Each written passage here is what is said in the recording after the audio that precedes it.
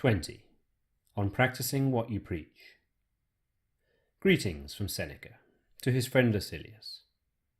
If you are in good health, and if you think yourself worthy of becoming at last your own master, I am glad.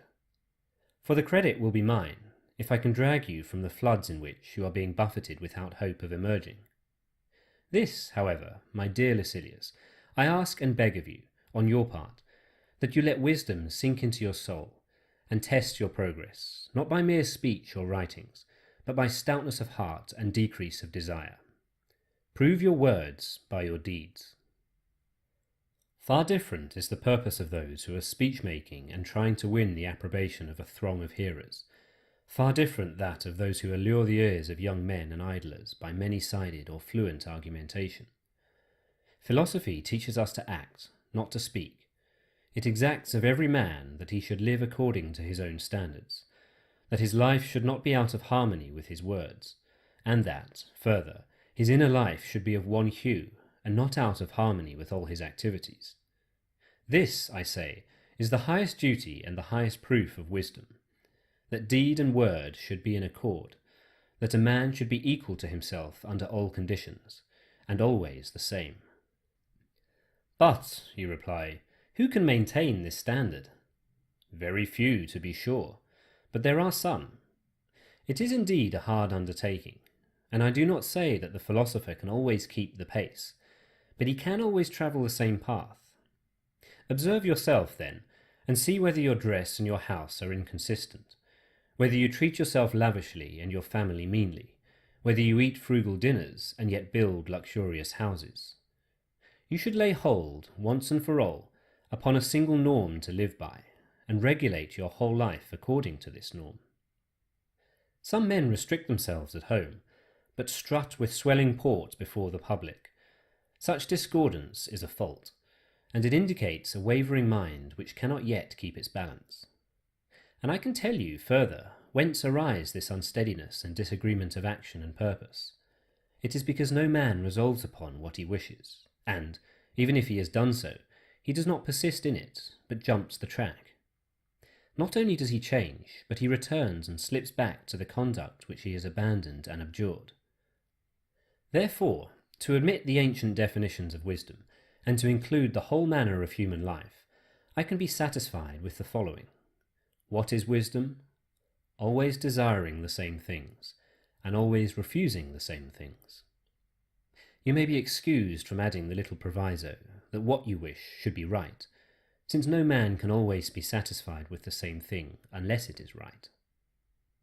For this reason, men do not know what they wish, except at the actual moment of wishing. No man ever decided once and for all to desire or to refuse. Judgment varies from day to day, and changes to the opposite, making many a man pass his life in a kind of game. Press on, therefore, as you have begun.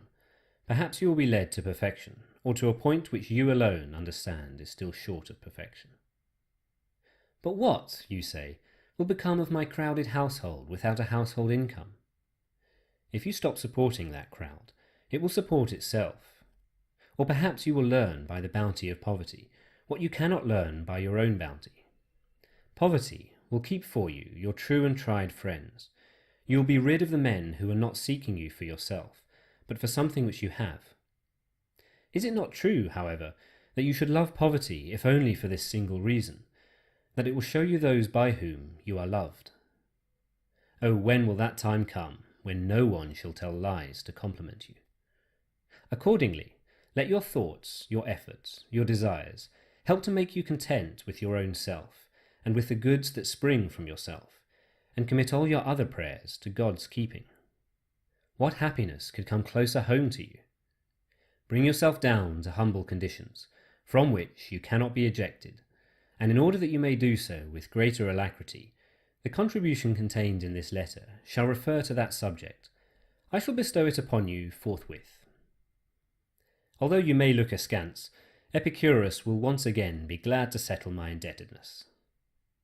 Believe me, your words will be more imposing if you sleep on a cot and wear rags, for in that case you will not merely be saying them, you will be demonstrating their truth.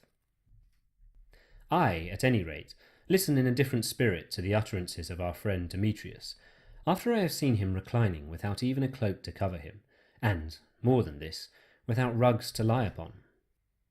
He is not only a teacher of the truth, but a witness to the truth. May not a man, however, despise wealth when it lies in his very pocket? Of course. He also is great-souled, who sees riches heaped around him, and, after wondering long and deeply because they have come into his possession, smiles and hears rather than feels that they are his. It means much not to be spoiled by intimacy with riches, and he is truly great who is poor amidst riches. Yes, but I do not know, you say, how the man you speak of will endure poverty if he falls into it suddenly. Nor do I, Epicurus, know whether the poor man you speak of will despise riches should he suddenly fall into them. Accordingly, in the case of both, it is the mind that must be appraised, and we must investigate whether your man is pleased with his poverty, and whether my man is displeased with his riches. Otherwise, the cot bed and the rags are slight proof of his good intentions, if it has not been made clear that the person concerned endures these trials not from necessity, but from preference. It is the mark, however, of a noble spirit not to precipitate oneself into such things on the ground that they are better, but to practice for them on the ground that they are thus easy to endure. And they are easy to endure, Lucilius. When, however, you come to them after long rehearsal, they are even pleasant, for they contain a sense of freedom from care, and without this, nothing is pleasant. I hold it essential, therefore, to do as I have told you in a letter that great men have often done, to reserve a few days in which we may prepare ourselves for real poverty by means of fancied poverty. There is all the more reason for doing this, because we have been steeped in luxury and regard all duties as hard and onerous.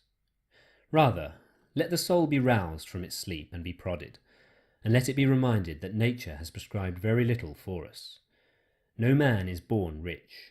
Every man, when he first sees light, is commanded to be content with milk and rags. Such is our beginning, and yet kingdoms are all too small for us. Farewell.